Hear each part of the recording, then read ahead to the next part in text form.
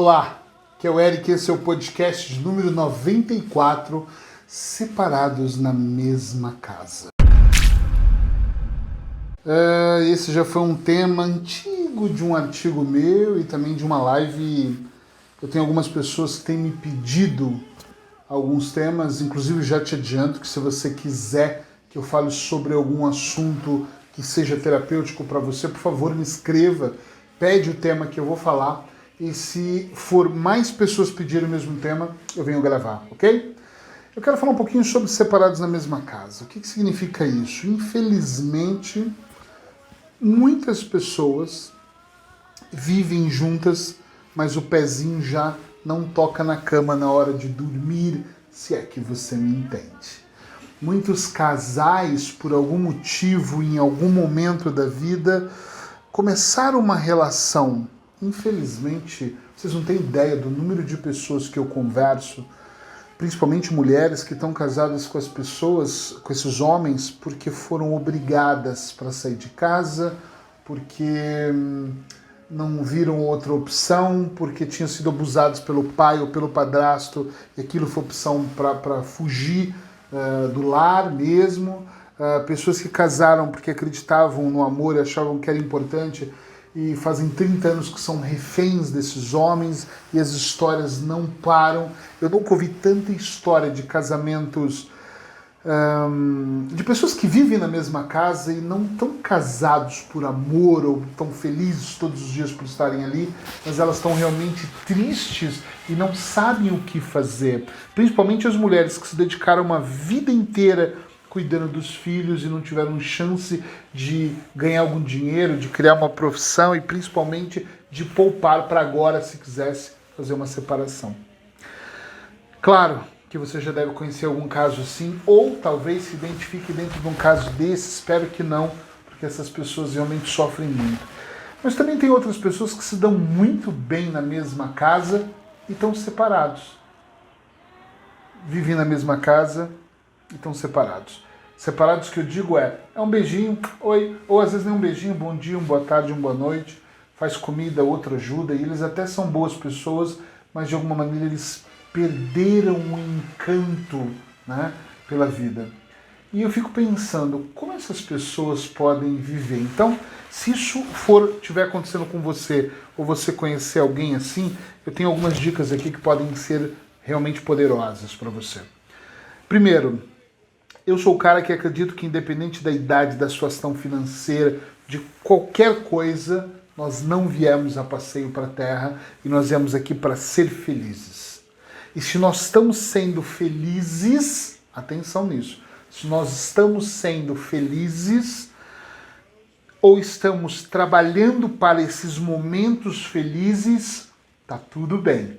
Agora, se nós vivemos dentro do sofrimento, tá tudo muito mal.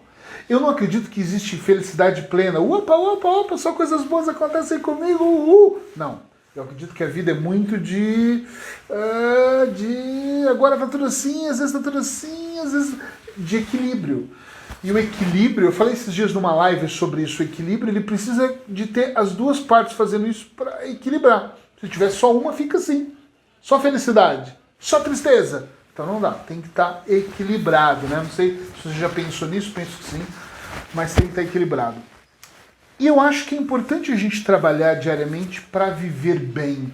Só que o que eu mais quero dizer para você que está nesse sofrimento de conviver numa mesma casa e não ter amor é, primeiro, dá para resgatar? Eu não sou um cara de desistir, dá para conversar com a outra pessoa?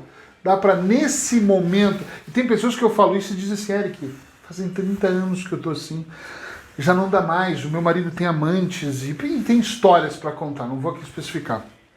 E talvez realmente não dê. Se der, em primeiro lugar, se der diálogo, comunicação, conversa, propõe terapia de casal, eu não faço, mas propõe alguém que faça terapia, procure alguém, faça terapia de repente de casal, se a pessoa quiser, chama para jogos, para conversas, para brincadeiras, para ajudar na cozinha, ajuda ele, ela tenta envolver, para dar para resgatar, porque se tem amor, nem que seja só um pouquinho, de repente é uma questão de plantar, colher, cuidar, e de repente dá para resolver. Não dá. Não dá, Eric, no meu caso eu já estou farto, saturada, isso não funcionaria. Ok. Se não dá, você consegue enfrentar uma separação psicologicamente, fisicamente, financeiramente, mentalmente, espiritualmente? Como é que é isso? O que dá para fazer? A família apoia, ajuda, os filhos talvez já estejam grandes. Eu conversei com uma pessoa esses dias que me disse assim: prefiro ficar até o dia que um dos dois morrer, porque o que nós temos não é muito, mas vai dar muita briga para separar quem fica com a casa, quem fica com o carro, quem fica com 2 apartamentos que nós temos e por aí vai. E eu pensei, ok, então eu tenho uma dica que talvez seja muito para essa pessoa, né? Mas que também seja geral, que também dê para usar para todos, que é: o que você pode fazer que dependa de você para você ser muito feliz? Eu já atendi muitos casais que não vai haver a separação. Que isso já foi programado, ou por filhos ou por netos, não vai acontecer. Então você vai continuar em sofrimento. O que você pode fazer então para você viver melhor? Qual é o passo que você pode dar para você se sentir melhor? Entende o que eu estou dizendo? Sim ou não? Como você pode melhorar isso? De repente, fazendo as suas obrigações dentro deste casamento, mas também encontrando prazer na leitura, num curso, numa formação, com amigas ou amigos, com a família. Vale a pena despertar a melhor versão mãe e ser feliz ali, mas uma coisa é certa, tem que ser feito alguma coisa para que você possa também ser um pouco mais feliz. Eu sempre acredito que o diálogo é a melhor situação, mas se você acredita que não exista forma de dialogar e que isso talvez vá te trazer agressões físicas, Deus me livre, ou até verbais, talvez você tenha que pular essa etapa e pensar, ok, eu tenho esse fardo, eu vou chamar assim, apesar de ser muito deselegante, mas eu tenho esse fardo que talvez eu tenha que continuar carregando, mas eu quero saber o seguinte: como eu posso, além de carregar o fardo, ser um pouco mais feliz? Talvez quando ele vai trabalhar dançando uma música na sala, né? Talvez aumentando o som e vivendo aqui uma magia interna, me conectando talvez de uma maneira muito espiritual para eu ganhar forças.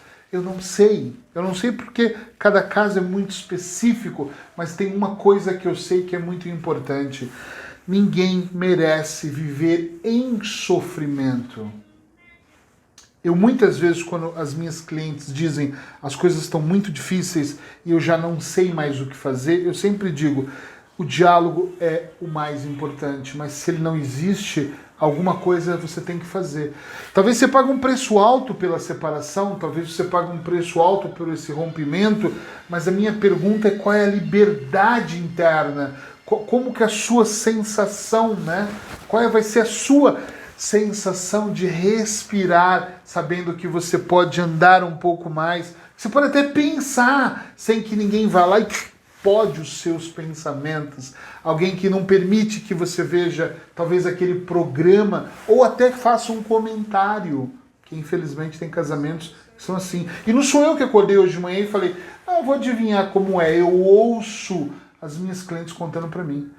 Grande parte delas estão separadas na mesma casa. Algumas eu sei que existe amor e venho falando, conversa, diálogo, faz, doa, espera que também vai receber uma hora, e dá para trabalhar aquilo para o casamento florir, para a coisa acontecer e para o amor transbordar.